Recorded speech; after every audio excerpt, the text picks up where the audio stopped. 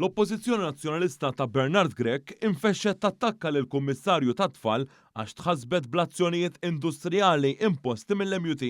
Il-kellim tal-Oppożizzjoni għall-Edukazzjoni Justin Schembri attakka lill-uffiċċju tal-Kummissarju għat-tfal u qal li dan jitkellem meta jaqbillu biss. Schembri l-ġimgħa l-oħra qal li hu irid isir Ministru għall-Edukazzjoni infexx b'dan l-attakk wara l-Kummissarju għat-tfal Antoinette Vassallo ħeġġet biex tinstab soluzzjoni fl-aħjar interessi ta' tfal biex ma ssirx aktar ħsara fuq it-tfal u dritt tagħhom għall-edukazzjoni ta' kwalità. Il-Kummissarju kienet qed titkellem b'referenza għall-azzjonijiet industrijali fosthom l-istrajk ordnat mill-MUT fl-iskejjel tal-Istat u tal-Knisja għal nhar it-tnejn li ġej.